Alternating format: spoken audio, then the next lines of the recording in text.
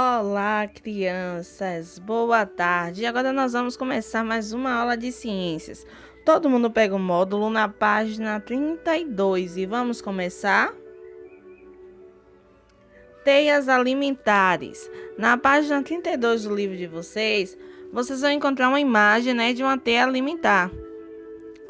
Então, na natureza, muitos seres vivos têm mais de uma fonte de alimentação.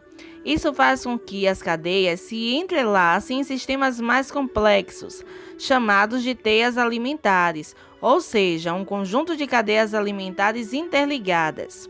Observe um exemplo de teia alimentar. Aí nós temos, um vegetal gramínea, temos o cervo do Pantanal, a jararaca, o gavião real, a arara azul, o buriti, sais minerais, de todos eles, bactérias e fungos, que são decompositores. Nesse exemplo de teia alimentar, a jararaca pode se alimentar de filhotes de cervo do Pantanal e da arara azul. O gavião real pode se alimentar desses mesmos seres vivos e também da jararaca. Assim, podemos perceber que essa teia alimentar apresenta diversas possibilidades de alimentação dos seres vivos envolvidos, ou seja, diversas cadeias alimentares. Aí tem uma questão que aparece. Identifique pelo menos 3 cadeias alimentares que formam essa teia alimentar. Depois compartilhe informações com o professor e colegas. Então, aqui a gente pode analisar essa teia alimentar e podemos criar várias cadeias. Exemplo, a gramínea, que serve de alimento para o cervo, e este cervo serve de alimento para a jararaca. Também pode ser a gramínea, serve de alimento para o cervo, e este cervo também pode ser o alimento do gavião. A próxima, a gramínea, pode ser o alimento do cervo, que vai ser alimento da jararaca, que vai ser alimento do gavião. Aí a próxima cadeia que nós podemos criar. O buriti, que é esse fruto, que serve de alimento para a arara, que vai servir de alimento para a jararaca. Próxima cadeia, o buriti vai servir de alimento para a arara, que vai ser o alimento do gavião. E a próxima cadeia que nós podemos criar é o buriti será alimento da arara, que será alimento da jararaca, que será o alimento do gavião.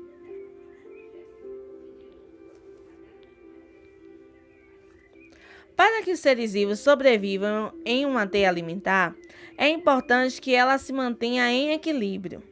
Quando um grupo de seres vivos reduz, desaparece ou aumenta consideravelmente em um ambiente, ocorre um desequilíbrio na teia alimentar.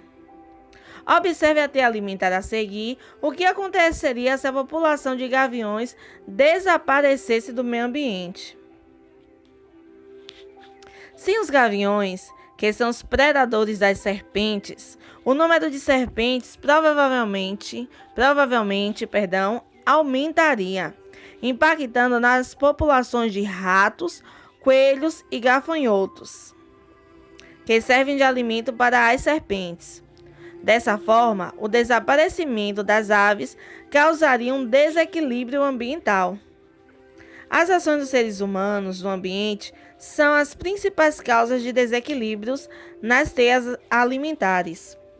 Entre essas ações, então, o desmatamento, a caça e a pesca sem controle e a construção de cidades e estradas em áreas naturais.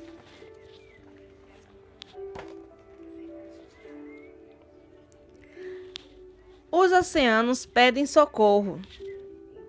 A pesca excessiva nos oceanos de todo o mundo tem provocado um grande desequilíbrio ambiental nos ecossistemas marinhos. Alguns exemplos de seres vivos que sofrem com esta ação são o bacalhau, o atum e o tubarão. A pesca descontrolada dessas populações reduzindo drasticamente o número desses seres vivos nos oceanos, colocando-os em risco de extinção. Além disso, a redução da ocorrência desses peixes nos oceanos faz com que as populações das espécies que são seu alimento aumentem, enquanto as populações que são seus predadores diminuam. Esse desequilíbrio pode causar grandes mudanças nos ecossistemas marinhos, afetando todos os seres vivos que habitam a região. Um exemplo de desequilíbrio ambiental nos oceanos foi a pesca excessiva de anchovas e sardinhas, que ocorreu na década de 1970, na costa da Namíbia, um país africano. As anchovas e sardinhas alimentam-se das algas microscópicas, entre outros seres vivos. Com a diminuição desses peixes, as merluzas, que se alimentam de sardinhas, começaram a desaparecer. As populações de pinguins africanos e das aves alcatraz do cabo, que se alimentam de anchovas e sardinhas, também foram afetadas, um verdadeiro desastre ambiental. A boa notícia é que algumas atitudes adotadas em nosso dia a dia podem contribuir para reduzir o problema da pesca excessiva nos oceanos. Reduzir o consumo de peixes, dar preferência ao consumo de peixes capturados de forma artesanal, em pequenos barcos, e pressionar os governantes para que elaborem leis mais rígidas para a pesca na costa brasileira. São algumas dessas atitudes. Aí nós temos na página 35 uma atividade. De acordo com o texto, responda às questões propostas, que vocês podem estar respondendo no caderno. Primeira questão: quais são as consequências da pesca excessiva nos oceanos? A pesca excessiva causa desequilíbrio ambiental, com grandes mudanças nos ecossistemas marinhos, e pode levar algumas espécies de peixes à extinção. Segunda questão: considerando o exemplo de desequilíbrio ambiental citado no texto, elabore uma teia alimentar com os seres vivos mencionados, respeitando as informações fornecidas no texto. Aqui tem as algas microscópicas, as anchovas e sardinhas que se alimentam dessas algas, as anchovas que servem de alimento para o alcatraz do cabo e os pinguins africanos, e as sardinhas também, que são alimentos das merluzas.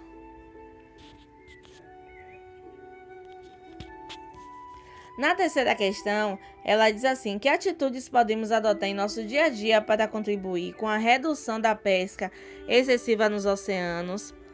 A reduzir o consumo de peixes, dar preferência a peixes provenientes da pesca artesanal, cobrar dos governantes a elaboração de leis mais rígidas para a pesca da costa brasileira, entre outros. Esse aprender é divertido. Ele dá uma ideia de uma brincadeira que vocês podem fazer, onde vocês vão colocar um crachá com o nome de um animal. E aí vocês vão ficar tipo num pega-pega, né? Que é para mostrar o que serve de alimento para o outro. Como nós não estamos presencialmente, então a gente não vai poder fazer essa brincadeira agora. E aí vocês vão passar para a página 38, que é o Agora Eu Sei, o resumão. A relação alimentar entre os seres vivos de um ecossistema é representada pelas cadeias e teias alimentares.